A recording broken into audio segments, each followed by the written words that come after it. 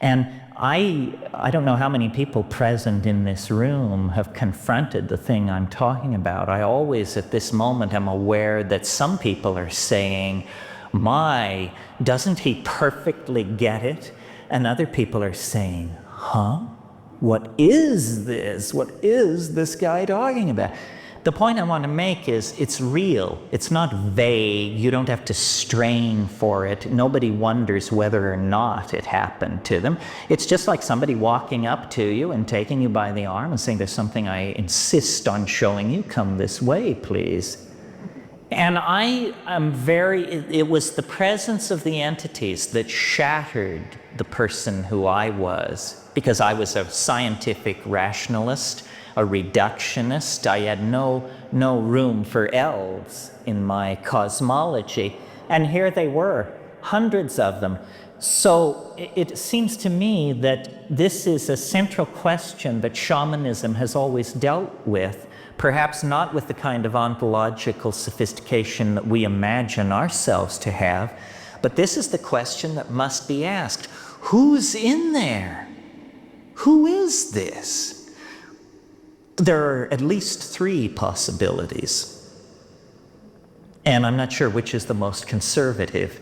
The first possibility is that we don't understand how the world is constructed, and that, in fact, there is a parallel universe running alongside of ours, full of elves who use a language to make objects. And then why you can burst through to this place on this one drug, then it raises, each explanation raises a lot of questions. Then the other possibility is, this is the Jungian possibility. And Jung, I can't remember which one it was, but one of the later things, he talks about these elves because of the Kibiri. The Kibiri are the alchemical children that appear in Act 3 of Faust, that Jung spent a lot of time on these alchemical Kibiri and the question of the homunculus. And he says at one place, I think he says, he describes them as autonomous psychic elements that have escaped from the control of the ego. This is a weird way to go about it. I mean, it's probably an accurate description, but how much does it tell us, It means that the psyche is to be visualized as a half-gallon of mercury, and when we throw it on the floor, the mercury balls up and spreads everywhere, and each ball of mercury you look at, by gad, it has a little face looking back at you. That's because Mercury is a mirrored surface. You're looking at your own psyche shattered into thousands of pieces around you. Another possibility, and one I leaned toward for years, and I still lean toward, because I've noticed the radical nature of your explanation diminishes with the distance since the last time you smoked DMT. The longer it's been, the more likely you are to have some humdrum notion that you can pour it into. So the humdrum notion that I settled on was, well, clearly these are just extraterrestrials. They don't come in silver ships demanding to be taken to the National Defense Agency. This is how they come. Why they come this way, who knows? They're coming through mind. Mind is the medium in which they travel. Where do they come from?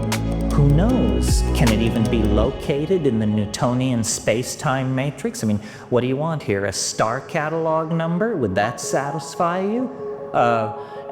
And then finally, and I think I've exceeded my number of possible explanations, and then finally, the explanation, which is my current favorite, it's a little disturbing, and I haven't quite figured out what to do with it, but I have a sense we're on the right track here.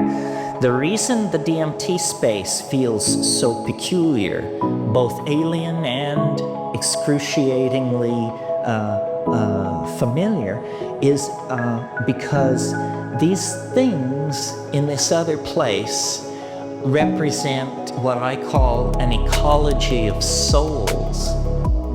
This place is the one place you never thought you were going to make a visit to and come back to chat it around the coffee maker. They're dead. That's who these things are. This is the realm of the dead. Well, I have to confess, in all of my psychedelic voyaging and idea mongering and all of that, I never was able to go that far, to reach that far in my imagination. It sort of had to be presented to me. But if you go to shamans worldwide and talk to them about their spirit helpers and say, what's the deal with this? Who are these things? And they say, oh, these are the ancestors. Didn't you know? These are the ancestors. It's perfectly cut and dried and normal.